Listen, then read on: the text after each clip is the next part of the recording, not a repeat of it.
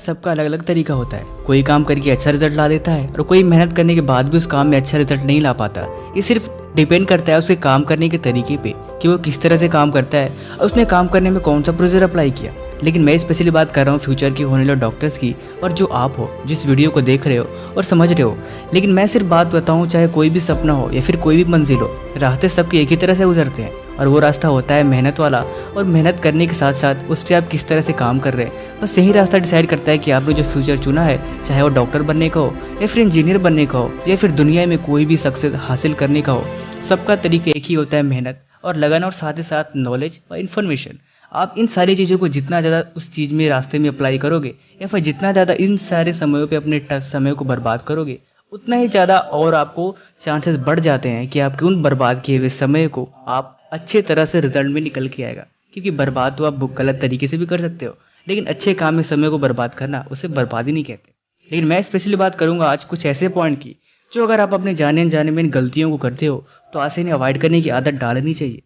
क्योंकि सफलता के मार्ग में अगर आप बार बार आगे पीछे देखोगे या फिर गलतियां ही करोगे तो वहाँ पे पहुँचने के चांसेस बहुत कम हो जाएंगे। या फिर आप जो काम जल्दी कर सकते हो उसे इजीली और ज़्यादा लॉन्गली बढ़ा सकते हो और ये आपके लिए डिस्ट्रैक्शन खड़ा कर देगा। इसलिए लोगों से फालतू बातें बिल्कुल भी ना करें।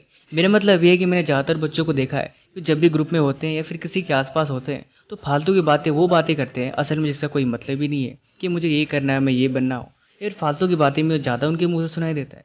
लेकिन लोगों को उनको पता होना चाहिए कि लोग सुनना नहीं देखना पसंद करते हैं। इसलिए लोगों को एक्शन करके दिखाएं, काम करके दिखाएं, उन्हें बातें न सुनाएं। और दूसरी चीज़, एक बार में ज़्यादा काम करना ये आपकी सबसे बड़ी बेवकूफ़ी है।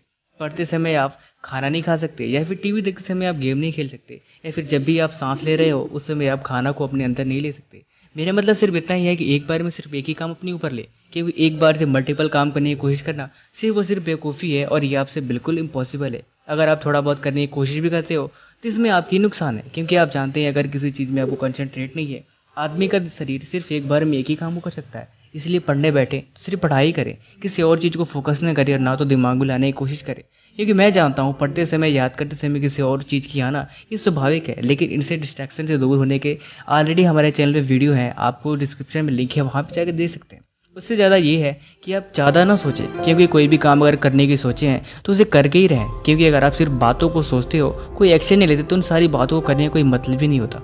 इसीलिए सोचने से ज़्यादा एक्शन पे ध्यान दो। थोड़ा ही प्लान बनाएं और हर काम करने से पहले एक छोटा सा प्लान बनाएं कि मुझे क्या करना है, कैसे करना है। क्योंकि बिना प्लान के कोई काम करना सिर्फ और सिर्फ एक नासमझी होती है और इस काम का कोई रिजल्ट उतना अच्छा नहीं आता। इसीलिए चाहे पढ़ने बैठना हो या फिर कोई ज़िंदगी का सफ़र तय करना हो, उसके पहले एक प्लानिंग छोटा सा जरूर तैयार करें कि मुझे आज क्या करना है, कैसे करना है। इसीलिए ये आपकी अच्छी हैबिट में सबसे हैबिट होगी। इसलिए ये 3 बातों को हमेशा याद रखें और पढ़ाई करते समय डिस्ट्रैक्शन से पहले आप हमेशा अपने गोल को क्लियर करके रखें कि मुझे आज क्या तैयारी करनी है, आज क्या पढ़ना है। क्योंकि आप जानते हैं एक एक पल बहुत इंपॉर्टेंट है, और अगर आप इसे बिल्कुल अगर पढ़ने बैठना ही है तो ढंग से पढ़ो ना, या फिर ढंग से पढ़ाई करनी नहीं तो करो ही मत। इसीलिए कहता हूँ कि हर एक काम को टारगेट करके सेट करके उसके पहले विचार करके दिमाग में फिर बैठा करो। ये आपके लिए बहुत अच्छी हैबिट होगी।